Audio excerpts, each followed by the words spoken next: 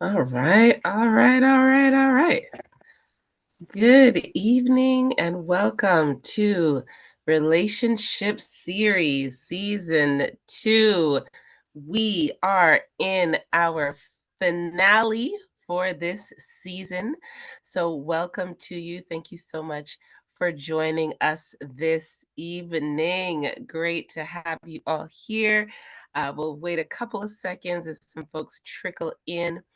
Again, welcome to the Relationship Season 2 finale. We will be talking about relationship DNA. This is going to be a good one. We are going to find out how to properly establish and build relationships from beginning to end for maximum results. And we'll learn how to uproot some of those seeds that we've planted that are bearing unwanted fruit in our relationships, perhaps, and how to plant seeds that bear fruit that we want to have there. Um, and so we'll look at some of the behavioral stuff, some of the thought stuff, um, and we'll look at some practical things, things like starting a pattern of silent treatment, which is very common, sometimes passive aggressive inability to express, and really looking at that from a systemic perspective. Like, is that a seed that we want to plant, that we want to grow in our relationship? Um, so we'll get a chance to sort of delve into that. Um, and it'll be really great. It'll be good as we as we chat. So let's jump in without further ado. Our format today will be as usual. We will have lots of room for interruptions. So if you want to throw something in the chat, or you want to put your hand up, unmute your mic, and join the conversation, you are more than welcome to do so. I invite you to do so, especially as we wrestle with things that can sometimes be difficult, um, or that trigger us in some way, or that provoke a thought or what have you. So I invite us to share our experiences and to express, because that's how we best learn from one another. What I have noticed is that most of us wait until the end when I stop the recording, so to speak, and then some of us, we throw it in the chat if we want to express ourselves in the middle. So again, I'll go through some slides. We'll look at some definitions. We'll look at some myths as it pertains to relationships, the components and the elements that are fundamental to building healthy relationship. We'll look at some quotes, because I love quotes. We can learn from the wisdom of those who've gone before us. RAM stands for the relational attachment model, which we'll be delving more deeply into today. We'll look at some stats as usual. We'll come up with a formula, or perhaps the art part, as we call it, here in our circle. I'll give you guys a challenge as per usual, and we'll look at what's coming up, and then we'll answer any questions that we have. Okay, very similar to in days past. I am not an expert. I am a passionate person who believes that we were created for a relationship. And the best thing that we can do with our time is learn how to do relationships well. Why? Because in relationships, we can find a whole lot of joy, a whole lot of purpose, and a whole lot of fulfillment. And at times in relationship, we can experience the most pain if we aren't doing relationship in a healthy and productive way. And so turning our attention intentionally to building our relationships and to establishing the components and pieces and foundation that lead to healthy relationship is a great way to spend our time. And I love relationships in general, romantic relationships, friendships, parent child relationships, sibling relationships, boss, employee relationships, whatever have you. I just think that if we learn how to do it well, then our lives will be enriched and edified. And I think that's a component that we sometimes overlook, because it's not necessarily a focal point of our learning or our curriculum, as we're matriculating. So anyway, that is where I'm at. You guys know a little bit about my story. I am a registered psychotherapist in Canada. and I love what I do. I get to do this work, journey with people to build and improve their relationships daily, whether it's their relationship with God, with themselves, with their family members, whatever the case may be. And I get to do that, and that's awesome. So we're gonna look at some pieces today. I hope you guys enjoy and join in, um, and have a great time as per usual during our finale. So this is for you if you are building a self relationship, building relationship with yourself, getting to know who you are, getting to know what you like, and especially those of us going through transition from one phase or developmental stage to another in our lives. Some of us are going from adolescence or adolescence to adult. Some of us are going from adult to older adult. Some of us are empty nesting. Some of us, have gone through relationship transition or relationship loss or what have you. So if you're rebuilding or building a relationship with yourself, perhaps you've poured into your kids for all these years and you don't know who you are anymore. You don't know what you like anymore, and you're looking to really fundamentally build that with yourself. This will help. If you're looking to build a God relationship, so some of us are people of faith. We have spiritual inclination and investment, and so if we're building a relationship with God, sometimes that reflects or mimics or mirrors or parallels, maybe is a good word, our relationship building capacity that we have with humans. And so at times we look at God as a human, and or as we look at humans and we approach him and we show up with him in similar ways that we do with human beings. And so if we are able to regulate the way that we show up with our human friends, our human fathers or mothers, or other trusted individuals, coaches, and mentors, then that can also translate into how we build relationship with God. So this is for you also if you want more fulfilling relationships, if you want longer term relationships. I know a lot of us, we find value in our marital relationships or in our primary romantic relationship, but there's a way to glean from and to really mine the beauty and power of external friendship type relationships or even extended familial relationships. So if we want more fulfilling relationships and longer term relationships, this is for you. If we want purposeful relationships, relationships with purpose, so purpose partners, people who are designed to and designated to walking with us and journeying with us in different aspects and areas of our lives. That could be in our career, or we might be leaving a 9 to 5 and beginning our entrepreneurship endeavors. And so we might want, purpose partners, people who can be mentors to us, people who can be encouragers to us, people who can be partners with us. And so purposeful relationships are also part of our conversation today. This is also for you if you are ready to put in the work. And so we'll look at some myths or one myth. We only need one for this one, um, and it speaks directly to putting in the work. And I trust that because you're here, you do find value in relationships. You do recognize the power and value of relationships, and you are prepared to put in the work. Participating in conversations and being a part of environments like this is part of doing work. You are investing your time, you are investing your energy, you are giving your attention to the conversation and to the information that we are sharing here. And part of that is qualifies as work. Right, what you do with the information, how you apply it, how you act on it, and so on. That is the extended part of the work, or doing further work. But you're putting in work even just by being here today. So if you're ready to put in more work, and see your relationships thrive and prosper um, and just like be better, this is definitely for you. If you want to repair a relationship, so many of us that have experienced relationship breaks or relationship losses. Some of our relationships have simply deteriorated over time because we haven't taken care of them. Relationships can be likened unto like a garden. If anybody does gardening or planting or farming or anything like that, if you don't cultivate, the ground and throw on the manure or whatever, or if there's not enough sun or enough sun, water, moisture, what have you, um, the garden or the plants, they can deteriorate, they can rot, they can die. And so sometimes our relationships have been like that, where we haven't paid enough attention to them, we haven't given them exactly what they need. And so now we are in a position where we need to repair a relationship. And so the frameworks that we'll be talking about today are also helpful in that regard.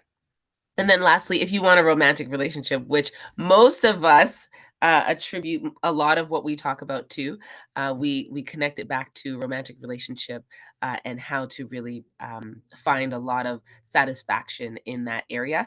And I'm all for it. I'm such a fan of Disney, and I love love and romance and so on. And we for sure want to focus on that relationship, which is a primary relationship in terms of fueling our intimacy in life, and attachment to our purpose.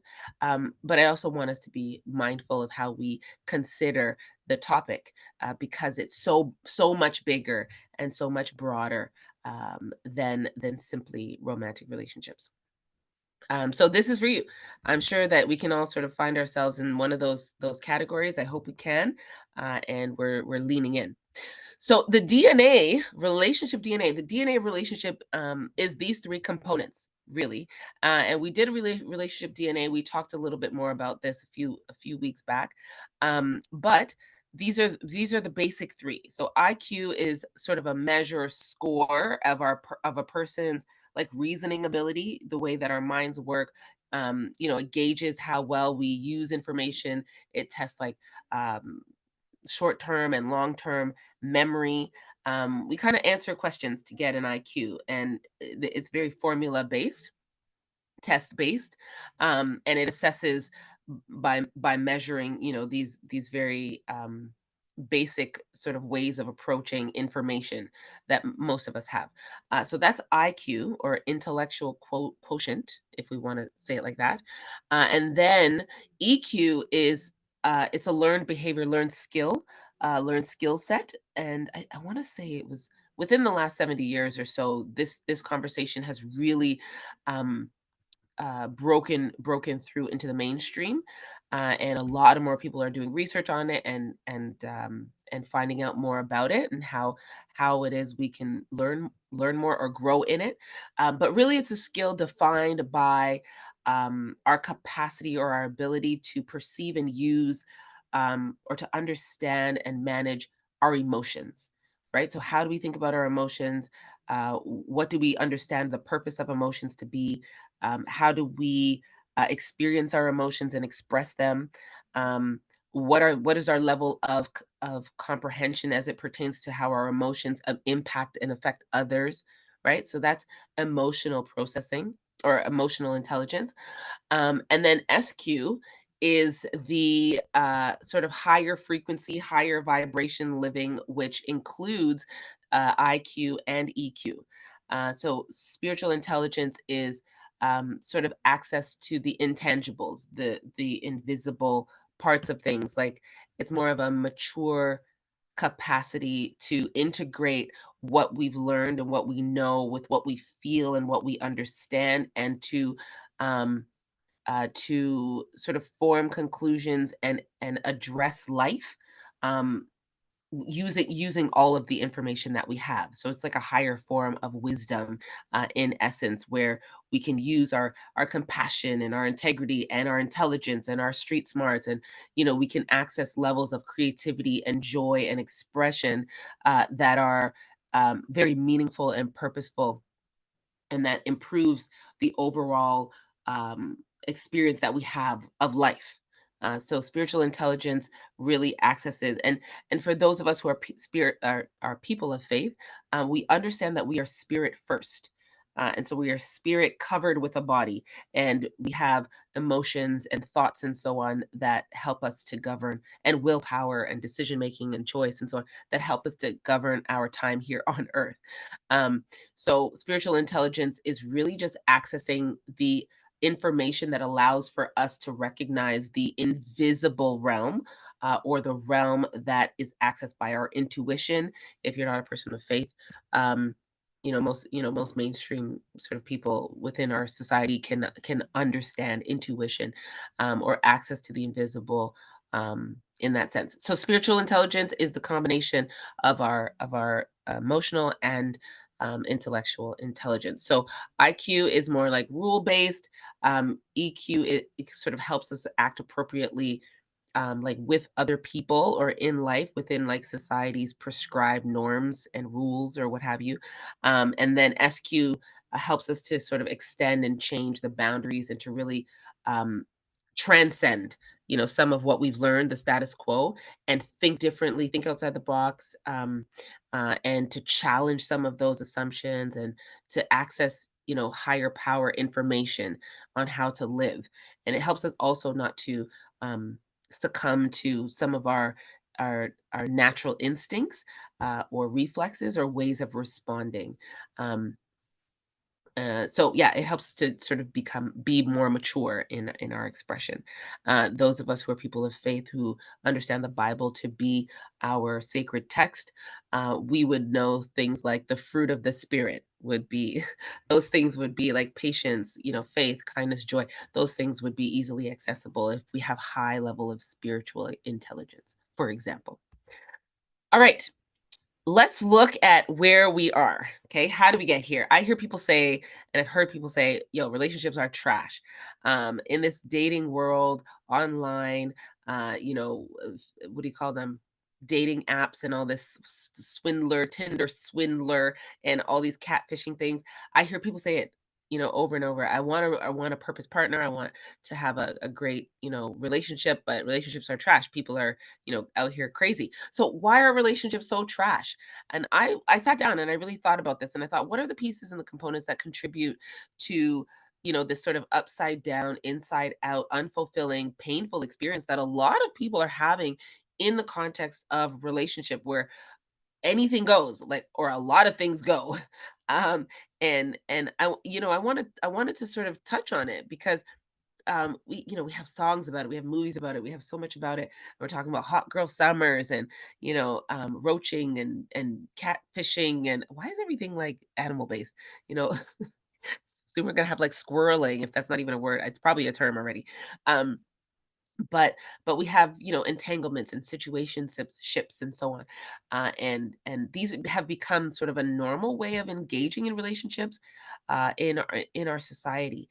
And I don't know if you guys have experienced it. I've experienced very interesting ways of thinking as it pertains to doing a relationship where honesty is no longer a thing. Like it's you know game playing and power struggles, and there's just a lot that just sort of flies and that is considered normal. Um so anyways, I was thinking about it and I threw out some things. Dating apps are certainly uh are certainly affecting our relational climate today, and dating apps give us access to a ridiculous number of people who are seeking connection of some sort on some level. And that gives us, I mean, so much more than I think we are able to handle at times. Social media is also a thing, right? Um, but so much more than we were probably meant to handle in terms of input, access, choice, variety, the ease with which we can connect with other people. It's like, I wanted to do some research, so I actually had a friend show me their dating profile on on a dating site, and it was like just like just so many messages, and just said, "Hey, hey, hey, hey, hey," and I was like, "What do you do with that? What do you do with that?" Like, people are allergic to sentences for one nowadays. I don't know what is going on. Allergic to full sentences, but this like, "Hey, like, how you doing?" There was like probably 9 messages. It's like, how do you keep track? How do you invest, energy? How do you intentionally and purposefully go about building relationships these days? Like, it's just so difficult. We have so much. We have a smorgasbord to choose from, and I think that the more we have access to it is the more we are diluted in our value for relationship and our capacity to build healthy relationship, just by sheer volume. So dating apps is a thing. Social messaging about relationships is a thing. Um, Anything really does go. It's, whatever you want to do in your life, you can do that, and anything flies. And I think, and the be happy phenomenon is also a very interesting cultural message. If they don't make you happy, or if they don't make me happy, or what have you, then I exit relationships. So even the willingness to work on relationships and to be present in relationship is significantly diminished by our social messaging about what is important and what is valued, which is to be happy. And happiness is so fleeting, right? When we look at it, and it's so difficult to establish healthy long-term relationship if we're not willing to be open to express, and to work through challenges, right? And so if happiness becomes our goal as it pertains to like cultural messaging or social messaging, then it almost negates the opportunity that it is for us to build, healthy relationships that are based in our, and we'll look at the model in a minute, based in our ability to trust one another, to grow with one another, to accept one another. So difficult, such a challenge. Um, I think, the culture of average, yes, is one of the reasons or one of the contributing factors to, trash relationships these days, where we are just willing to settle. Excellence is, like, no longer a standard. Like, people who are thriving for excellence in aspects of any aspect of their life, they stand out from the crowd because everybody's kinda like, "Oh, whatever." It's a whatever kind of approach, a lot of the times. We're sort of willing to sit on average as opposed to really strive for the more that we could potentially have. And that translates and transfers into our relational space. Laziness and fatigue. The reality is, some of us settle for average because um, we're lazy. I don't know if that's the majority. I think fatigue is a really big thing. I think relationships do require a lot, and emotional energy. It it drains us. If we're constantly having to extend emotional energy to build too many relationships. Um, or to invest in a lot of different relationships, it's going to tire us out. And that's why I don't think even Jesus had like 12 disciples that he poured into. We're out here trying to date like 12 people at the same time, like, and manage our kids and our parents, and take care of our aging parents, and go to work and have relationships at work with our boss and with our clients. And like, we're trying to do too much, right? So we're going to get tired. Low self-awareness, I think that's a big one as well. Sometimes we just don't know what we have capacity to do, and so we think we're supposed to be doing what everybody else is doing, without sometimes paying attention to how what everybody else is doing is actually stressing us out. Uh, so low self-awareness, I think, is a big deal as well. Low value for people. Sometimes low self-awareness means low value for self, and can sometimes also translate into low value for other people. And so a lot of us go into relationship thinking, what can I get? What can this person do for me, rather than how can I serve? What can I do for this other person? What? Why are you in my space? Why are you in my face? I've heard that. What is your purpose? Um, but what is your purpose? Have you asked yourself that question? What is your purpose for being a part of this person's life? Are you adding value to their lives?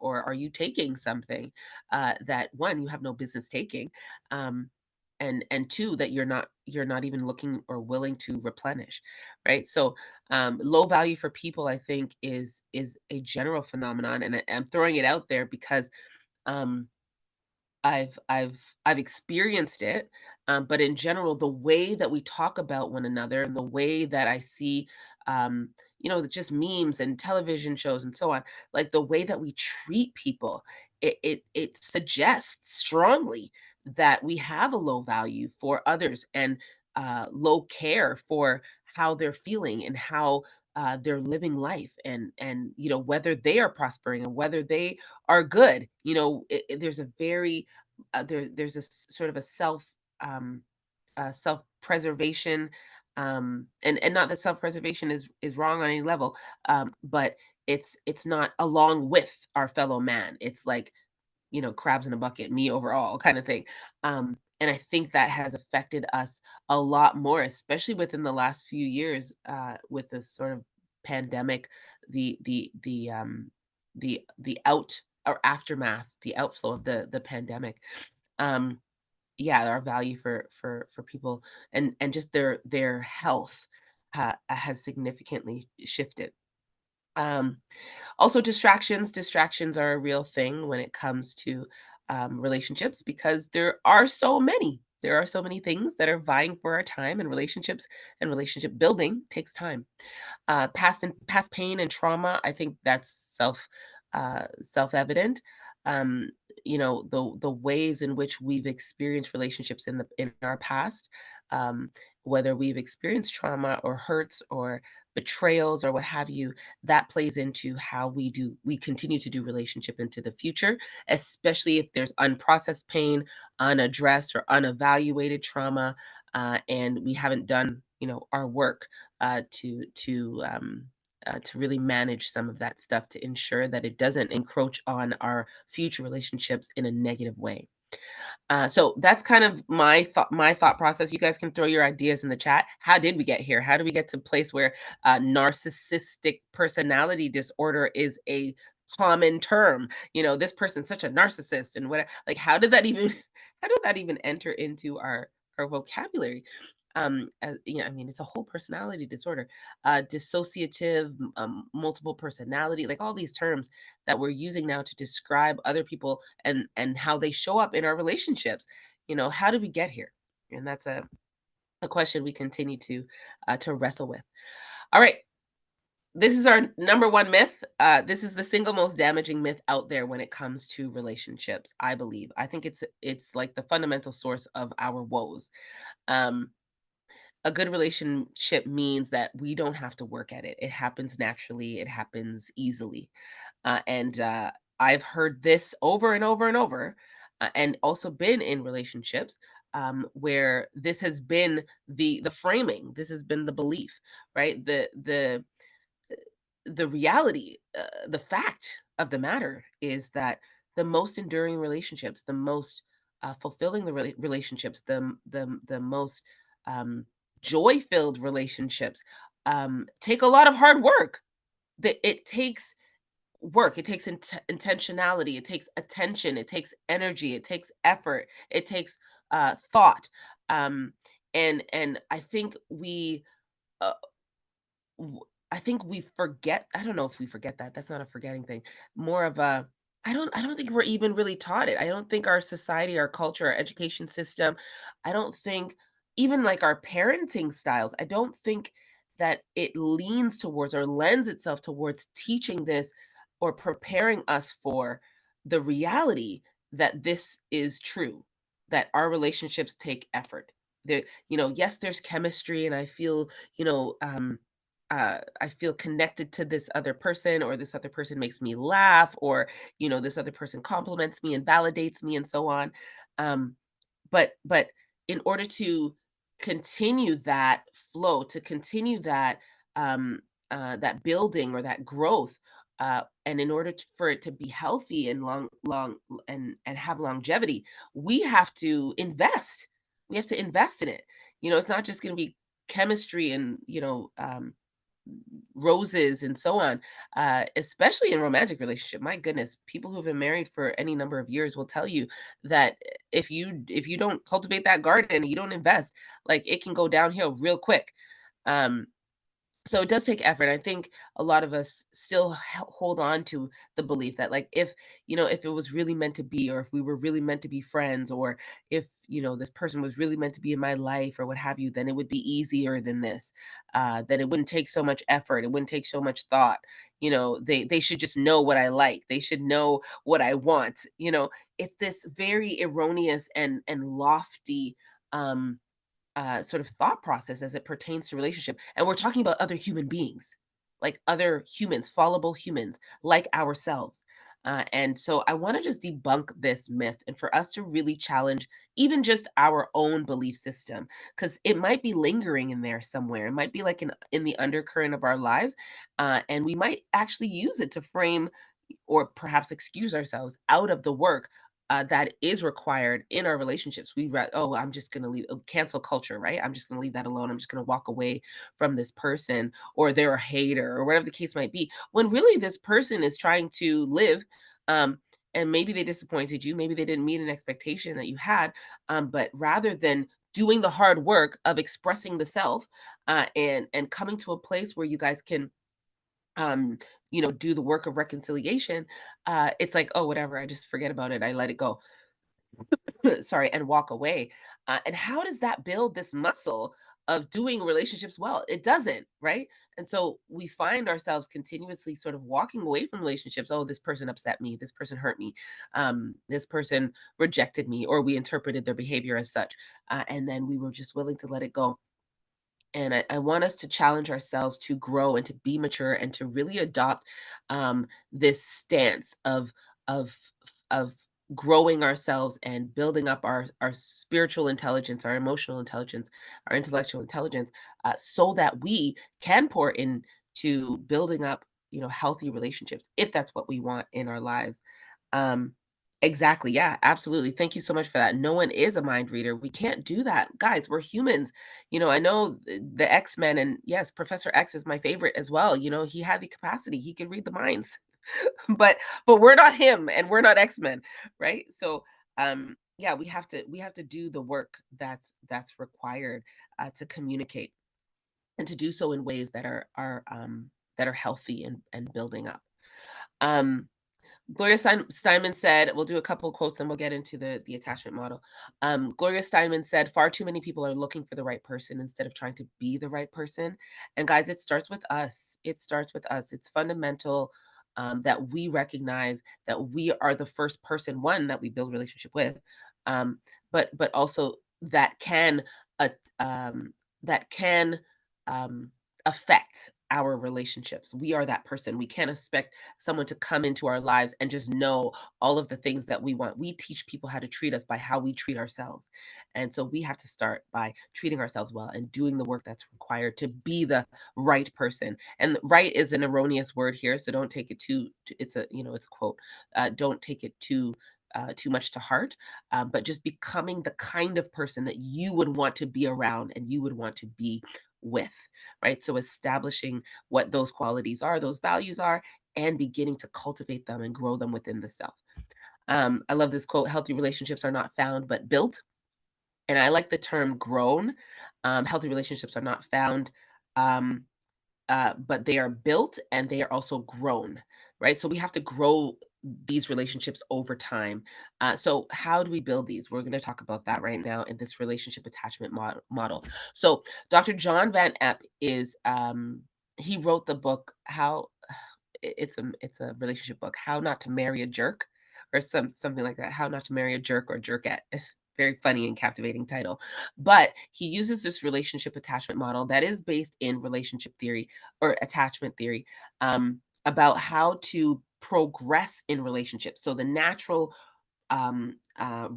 relationship progression, right? So how do we start, and where are we going? What's the direction that we're going in, and how do we get there? And so the first step is knowledge, right? So knowing your other person or other people is part of the foundational requirement for building healthy relationship, or for attaching in a healthy manner with other people. So knowledge of a person, I'm always surprised. The other day, I was actually out to lunch with with a couple of friends. I mean, I've known these people for 20 plus years, over 2 decades. And I was asked the question, whether or not I would know, the a friend of mine said, "Hey, would you know this other person's love languages without them telling you?" And I answered with 100% surety. I was like, "Yeah, of course I would know that, because we've spent so much time together. I know, things about this person that they don't have to tell me." But knowledge, and it's so interesting. Sometimes we realize how much we don't. know, how little we do know about the people that we have spent a lot of time with, because it hasn't been an intentional pursuit to know. We haven't asked the questions, we haven't been inquiring, we haven't been curious about who they are and how they are, and even maybe how they've changed over time. Um, and so things to know about others include, the things like what they like or what they dislike, what their love languages are, maybe their family background. Most of my friends, I can be like, hey, how's your mom? How's your sister? How's your brother? How's your cousin? How's this person?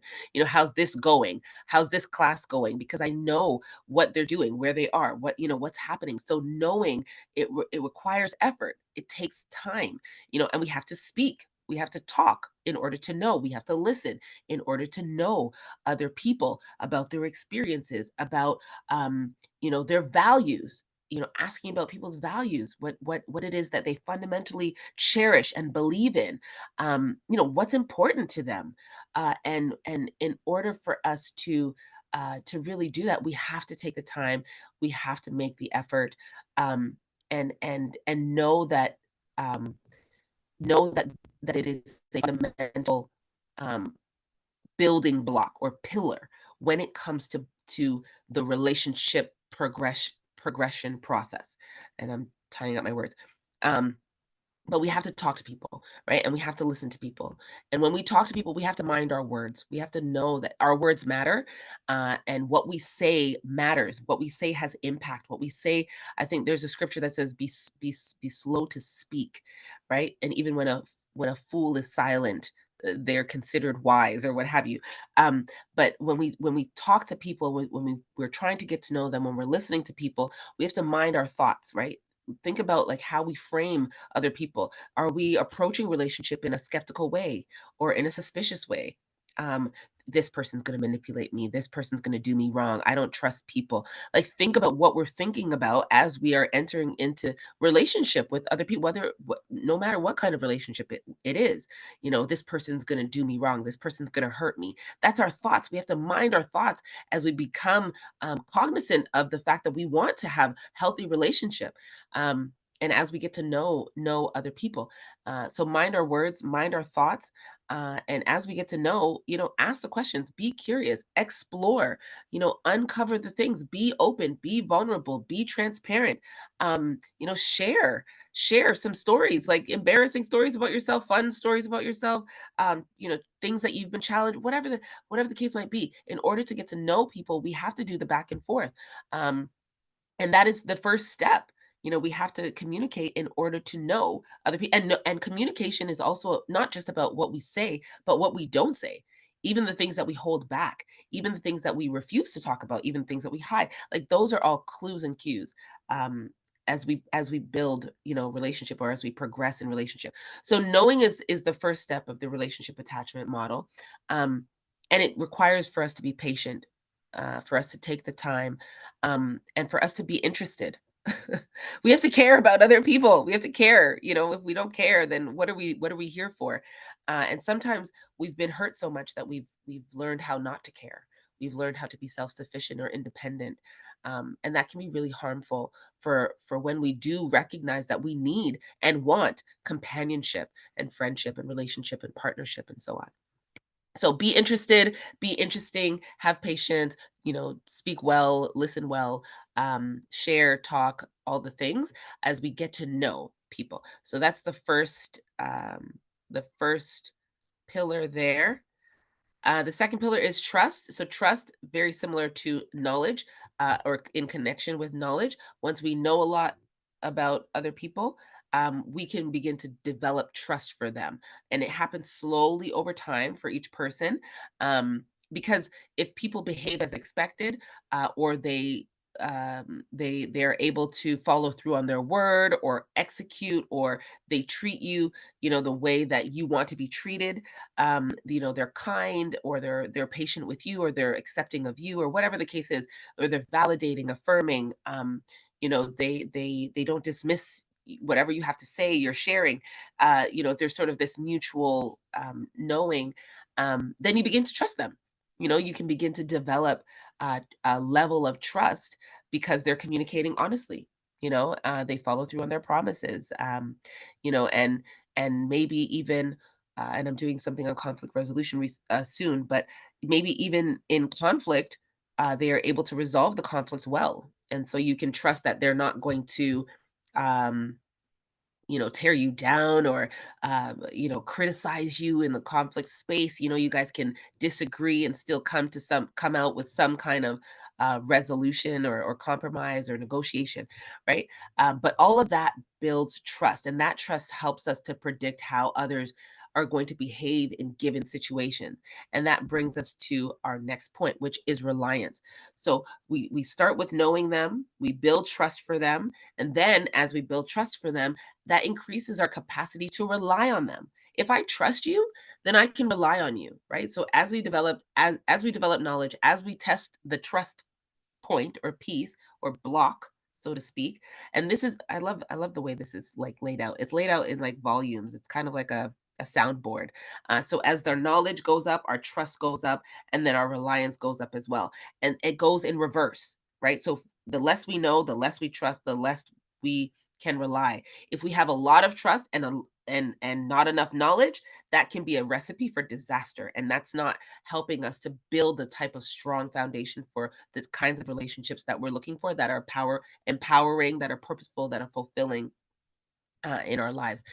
So this next point is relying. So if we develop knowledge and we test the trust, then we are better able to rely on others to meet our needs. Um, and a lot of times I hear, uh, um, I'm pretty independent. Like I rely on myself type of thing. I don't rely on other people. I don't ask for help. There's fear associated with asking for help. There's lack of capacity, really. You just don't know how, because you've been so independent, relying on self for so long. And I know no man is an island, but the more we isolate, the more we insulate, is the less that we rely on other people, and the less that we can enjoy the beauty and the power of community, right? And so reliance comes out of that building of the place, which is a maturing in and of the self. And again, this is why I say it starts with us, because we really have to get to the point where we understand our growth areas, and a lot of us need to grow in this capacity for us to trust and willingness to trust, because we've taken chances in the past, we've risked it all, and it's come back to bite us in the behind. And so we're kind of gun shy, which is normal, right? Um, so when we're able to do this, we're able to rely more on other people, and we can see or discern which needs can be met by certain people. And it's not every need that's going to be met by one person or by every person, right? Some people, and for those of us who grew up in two parent homes, sometimes we recognize that mom played a certain role. Maybe she nurtured us and was able to meet our emotional needs, whereas dad played a certain role. He might have been the breadwinner, and he was able to meet the needs of the family financially. And so we rely on dad to meet those kind of needs, but maybe we wouldn't necessarily go to dad to meet our emotional or nurturing needs. And so as we get to know people, get to know individuals, rules that are spoken and unspoken, we can begin to trust and know that we can rely on them in specific areas to meet specific needs, right? Um, and so we can learn about strengths and weaknesses and so on, and that's also true for us. We know our own growth areas, our own strengths and so on, and we can be clear about the kinds of needs that we can meet for others. And so if we don't have it, we don't have it, we're not functioning on that level. If you're not a therapist, maybe you're not going to meet that need for your friend who needs a therapist because they're grieving or because they're going through a life transition. um, and so your own capacity, and how you want others to rely on you as well, and that comes with self-awareness, the self-awareness process. But knowing each other's needs, our strengths, knowing our own needs, our own strengths, really can help us avoid some of these unhealthy emotional demands and unrealistic expectations that we have of ourselves, and then can help us avoid disappointments as well, because we know above board, what we can expect and what we can give. So that's the third one. And then after being able to rely on others, we can commit. Commitment has to do with ownership. It has to do with belonging. It has to do with a sense of acceptance in a relationship. There's commitment. Okay, so we're committed to one another. It's the extent to which we feel like we belong to another person and they belong to us, and not belong as in possession, obviously, but they're my friend, they're my partner or my business partner, they are my pastor, my teacher, my coach, my teammate, my colleague, my spouse, my partner, whatever the case might be. You guys have an understanding. There's a commitment to the kind of relationship that you guys are building. So there's knowing, there's trust, there's reliance, and then there's commitment. And this really um, sort of defines the choice part, because now you're choosing to be a part of this relationship based on the information that you've collected, based on the data, based on the experiences that you've had, right? So you know some things, you've already decided that you're going to trust those things, and now you're putting some weight on it, you're relying on those things, and now you're committing to those things. So we're looking at the trajectory, and the higher you know, the more you trust, the more you rely, the more you are then able to commit. Okay, and our commitment is our choice to stay in the relationship, um, and to sort of dedicate time and energy to maintaining the relationship. And so if you're as and this is easiest to explain maybe in a romantic relationship, right? If there's no defining the relationship conversation, well, one person might walk away with an unrealistic or untrue assessment of the relationship itself, because they're going based on maybe actions but not words, right? So commitments are their choices based on conversation, based on trust, based on knowing what the other person is thinking and feeling, not assumptions, not feelings, right? This is commitments to maintaining the relationship. Are clear about what each person is contributing, what you guys can can expect from one another, and there's also a recognition that you're both in it to win it, so to speak, right? So you are committed to investing in the quality of the relationship. There might be a vision or goals for the relationship that you both are invested in. um, and you're both there, you both have a sense of like responsibility and obligation in the relationship. That's what commitment is, and you're committed to remaining in the relationship. So even when there's um, conflict or disagreement or what have you, your commitment says something. We're going to work through those things. We're going to work through those differences that will inevitably come up because we're human beings, right? And sometimes, there are hard emotions. There are hard times, there are seasons of hardship in friendships and relationships. I know I've had many of those seasons where, and I have a high rejection trigger, and so I felt rejected in my own relationships. But I knew, so I felt that way, but I knew, hey, my friend has just gotten married perhaps, and they have to invest and turn their attention towards their marital relationship now, and so we can't be on the phone or, going out the way that we used to, right? But I'm committed to the relationship itself, to the friendship. And so even though there were hard emotions and hard times and times of distance and times where we couldn't spend as much time together, and I may have felt that differently because I might have been in a different season, I was still committed to the relationship itself. And I say that obviously outside of the space, having come through it, but at the time, I'm obviously miserable and going through temper tantrums and wondering why and wanting to cancel and wanting to do all the things, um, that normal, sort of yeah, I guess normal human beings want to do, and we appropriately feel at the time.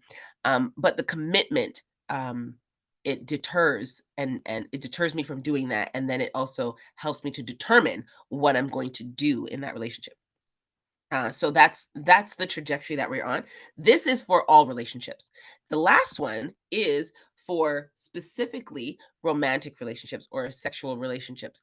Um, or relationships that will benefit from, I guess, more sexual touch. So it's a strong contributor to like our feelings and of intimacy and closeness in a romantic relationship. And so um, and this is interesting. This is why if like friends with benefits sometimes turn sideways because um, we do all the work, we establish the commitment and the boundaries of our relationship, the parameters, and then we add in this like weird component that's actually supposed to be very unique. It's supposed to be a unique experience uh, designated for a unique relationship.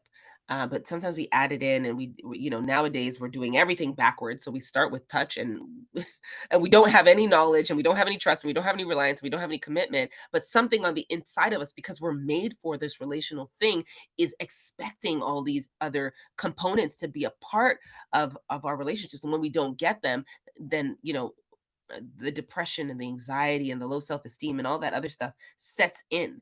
I think we don't realize sometimes that we are actually made well. We're made to function in a particular way. We are orderly, right? So our hearts beat, our brains function. It's very similar to nature.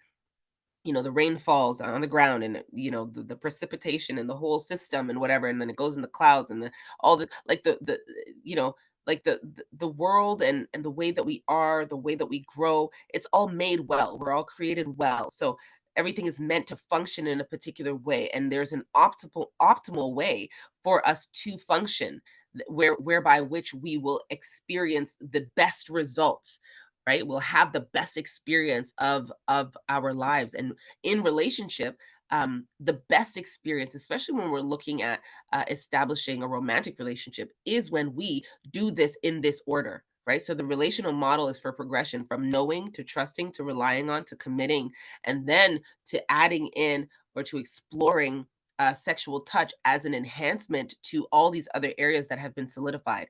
Um, and I think when the physical sharing matches the levels of like trust and commitment and knowledge and reliance and so on, then it it's very special.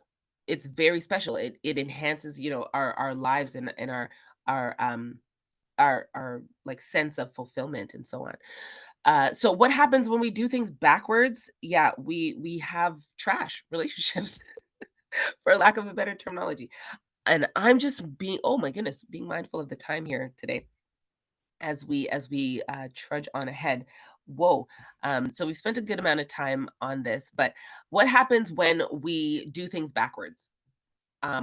We have negative attachments. We have attachments that don't feed us, don't fuel us, that take away from us. And positive attachments, and you guys can take a look at this model really quickly. And again, you guys throw your emails in the chat, and I will send this out to you.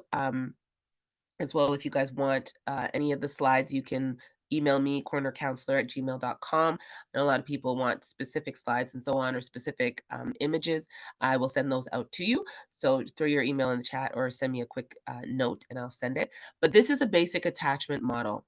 If we have a positive versus negative model of others, so the way that we think about other people, can we trust them? Do they love me? Are my needs going to be met? And then positive model of self or negative model of self. Am I lovable? Am I, am I worth having my needs met? So when we do things backwards, we actually invite ourselves into a fearful, dismissing, preoccupied, or what we might call insecure attachment model. And that's where we have a sort of high anxiety as it pertains to others and their ability and capacity to meet our needs. And then when we have low esteem, as in our lovability or our worthiness to receive, to have our needs met.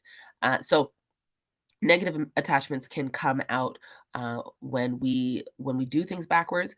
And then of course our attachment framework and attachment theory, I don't want to get too much into it. It's sort of intricate, but attachment theory really focuses on relational bonds across the board. So any long-term relationship, whether it's parental or spousal or what have you. And Bowlby and Mary Ainsworth, they're the researchers. Um, they they actually determine that our attachment styles are formed initially in our pre-verbal state, so before we could even talk, and then the dynamics play out over time. and our interactions with people, our treatment of others, and our skill level when it comes to building relational capacity can actually shift and change our initially established attachment styles. And so when we do relationships in a way, or approach relationships in a way, and progress through relationships in a way that gets us to um, the commitment stage, um, that's when we can begin to enjoy more secure relationships and less insecure relational attachment. Okay, let me rush through the last few slides just so we can get through them. Our statistics here: the average person in America has between 3 and 5 close friends. 68% of romantic couples started out as friends, and 89% lived together before tying the knot. I thought these were interesting stats, especially when it comes to friendship. Um, 63% of the population aged 15 years and over reported high levels of satisfaction with their personal relationships. And that's powerful. I think that's a powerful statistic. And this is outside of sort of romantic relationship, because there's a lot, in that. But these were encouraging statistics. These are from 2021. That doesn't negate the reality that we are still having difficulty in relationships, but something's happening, something's improving. So let's look at the 5 parts of self really quickly. I'll give it 30 seconds: spiritually, emotionally, mentally, and relationally, and physically. These are the areas that we can establish, sort of, what is it called? Um, Establish a sort of attention or intentionality so that we can improve our relationships, so that we can repair relationship breaches if we have them. And we've talked about forgiveness. We talked about doing the apologies. We've talked a lot about the actions or the exercises that we can do. But overall, looking at the parts of self, when we look at ourselves spiritually, what do we believe? What does the other person believe? This is more for like a spousal relationship, because, or maybe even a friendship relationship, because those are more within our capacity to choose. Not so much necessarily in like parent relationship or like work relationships. So determining what we believe, determining what the other person believes. I mean, I dated a guy who didn't believe in stars. I mean, that should have been a red flag, but it wasn't. Uh, so just determining you guys are similarly um, aligned spiritually. Emotionally, can they express, are they open to intimacy? Do you feel safe with them? Is there respect there? Mentally, you want to understand, what kind of thinking you have, what kind of thinking they have. What do they think overall about people, about the world, about themselves? And really um, thinking about where you want to go, just mentally speaking, are you guys sort of aligned there? Relationally, we just talked about the relationship attachment model. And then, of course, physical compatibility, more related to romantic relationship. And is there attraction there? Is there regard there? Is there the same sort of value? Or do we work out? Do we not work out? Do we eat whatever we want? Are we vegetarians? Whatever the case might be. So those are some practical things. And then the way to do that, of course, is to talk, spend time, to think, to teach one another, and then, of course, to involve healthy, non sexual as well as sexual touch, should it become appropriate in the relationship to do that after all the steps are taken to progress into this healthy relational space. All right. This week, I want to know what you guys are going to apply or what you guys are going to act on, which means you're going to apply something you've learned, which means you're going to change something, and which means you're going to teach somebody something else. So you're really just going to share something you've heard, or that we've touched on today. So pick one thing and act on this week. As you can see, the book has changed. Everyone Communicates, Few Connect. That is going to be our focus book for next season. So if you want to get that, you can read along with me, and we'll be talking about a lot of things that come up in that book. Which it's a powerful book, awesome, and we'll be talking, of course, more about connecting. Download the Metaverse app, available on the Google Store and Apple Store. Google Play and Apple Store. Metaverse, all of the relationship series from this season will be uploaded within the next 2 weeks. So you will be able to revisit them should you wish to do so, and share them, of course, with others who can benefit from what we are talking about here. And then season three, y'all, season three, we are going to have more conversations, more transformational conversations, we're going to be adding to our conversations, maybe those like guests who want to come in. We'll be having panels, and we'll be having just more conversations about these things. So let me see. We have a few things coming up. When church hurts, whoa, we're going to be talking about those kind of relationships. Work spouses, work husbands, and work wives. Whoa, let's talk about it. When pregnancy happens in the context of relationship, what happens with the first child? What happens after the second child? What happens with the dynamic of those relationships? We'll be looking at winning with our preteens and our teenagers. That is such a difficult at times developmental stage to go through. We'll be looking at grief and loss. What happens in the dynamics, in relationships when grief and loss is presented. Raising rich kids. We'll be talking about money, family legacy, all the things. We'll be talking about a whole bunch more of great topics as we go into season 3 starting in January of 2024. Can you guys believe it's the end of the year already? My goodness. And so get excited for that. Of course, details will be sent out about that shortly, or as the time comes. And we are done for today. This is me, IG at Corner Counselor, FB Corner Counselor, me, Genevieve Lau, Corner Counselor at gmail.com. You can always reach out. I welcome your questions and your feedback, even off of this platform. And of course, you can always make suggestions as to how to make these times better, more enjoyable, more fruitful, and of course, to reach a wider audience, and to add value really to us as we continue to learn how to do relationships better, because then our lives are better. I'm sure we've all had situations where our relationships have either made or break made what is it, make or break. You guys understand. um and a bad relationship can be the worst thing in our lives. So we want to make sure we're having good relationships, healthy relationships, and so on. Thank you guys so much for joining today. If you guys have questions, I am going to I'm going to stop the recording, and then we can chat. If you guys have stories that you want to share, I'm always open to hearing your stories and of your experiences, because we can just all learn from them. And